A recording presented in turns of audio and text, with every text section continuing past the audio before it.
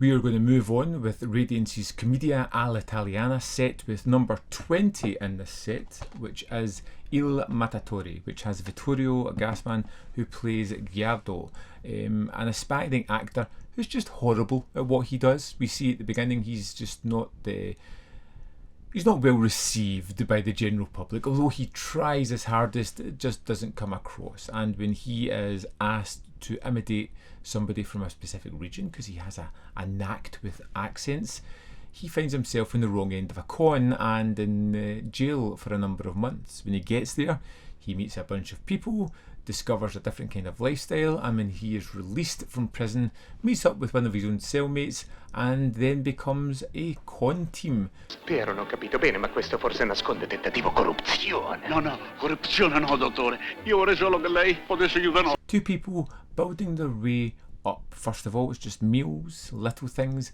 up to grand larceny at times, because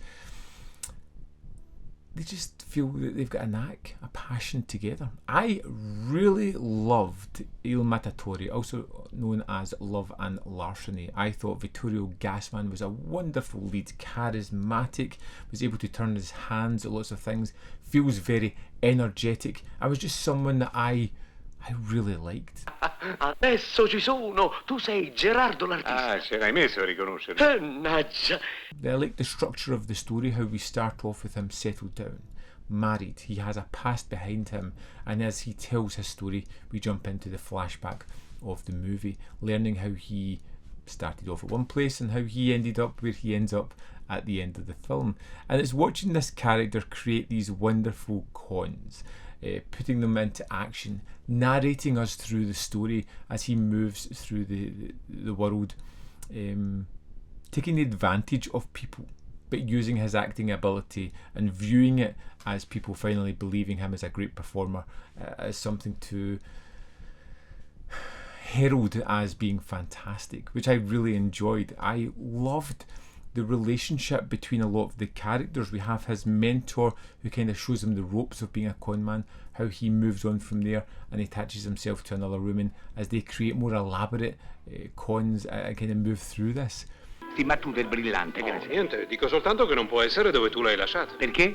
Perché è semplice. Perché l'ha ripreso il figlio del commendatore bolognese, cioè l'amico del René, ossia modestamente il sottoscritto. Ah. And it's an almost inoffensive film, although people are taken advantage of.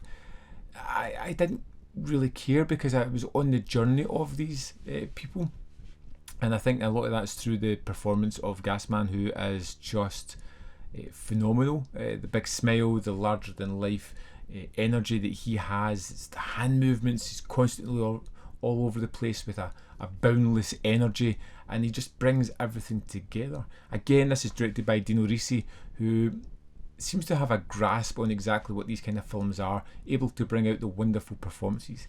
There is very rarely any fat on the two films I've watched so far. They move along with each scene, building upon the one before it, building on the story, what's happening in front of us. Andiamo, state buone, dammi una sigaretta. E piantala di fare il cretino, ti sei pure vestito da donna. Again, with this one, it's not really laugh out loud funny, but it doesn't matter. It's a throwback to some kind of Ealing movie, like I said, like The Lady Colours or something like that. It has that feeling where you've got all these characters, how they're kind of moving through, getting successes, getting knockbacks, building their relationships, moving on from each other, kind of teasing each other in certain ways. There's a moment where our main character, Gerardo, goes back to his mentor at some point, discovers he's in jail and starts helping to support his family. And it leads to a kind of punchline later on, which is, again, not laugh out loud funny, but smile inducing, heartwarming and fun. I really like the fact that these comedies aren't relying on the comedy aspects, but are using really solid characters, great situations and wonderful stories to really bring the film to life, because that is what's going to bring me back to this again. It is almost carefree and fun. Like I said, I just don't laugh out loud at these things, but I highly enjoy them a hell of a lot. And I love the situations here. And I'm sure I read somewhere that this was almost remade as Dirty Rotten Scoundrels. Although it's not typical to that, I could definitely see that impact. And I really kind of fascinated by that a little bit. This, for me, is better than Il Vedovo, a movie I liked, but Il Mattatore was just something that ticked all the boxes for me and was something that I loved watching, and I would highly recommend that. Let's jump into the disc and see the extras on this one. Here we are in the disc for Il Mattatore. Let's go to the special features. First up we have Andrea Bini in this newly recorded interview.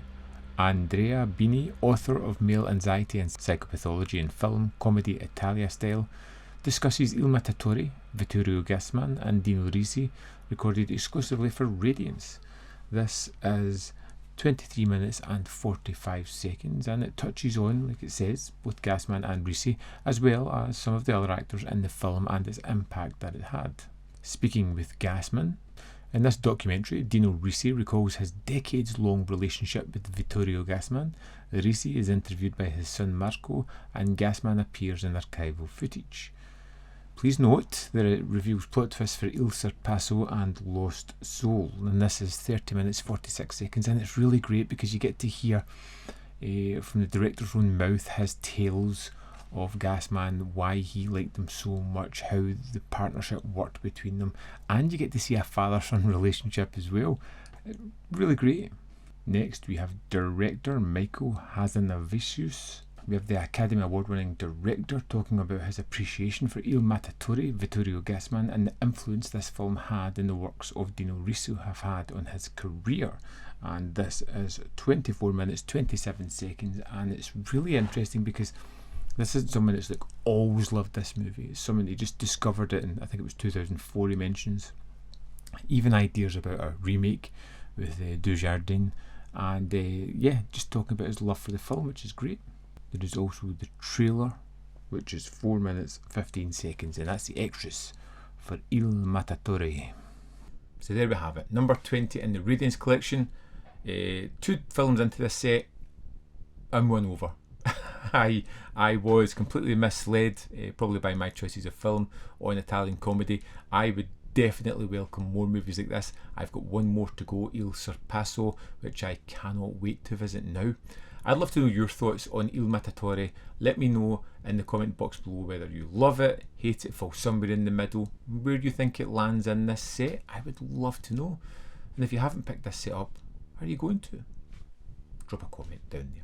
As always, there is more content up here. You can see more of my stuff. In the description box below are links to the Patreon, membership program, and manvfilm.com, all ways in which you can support me. Thanks for watching, and I'll see you next time.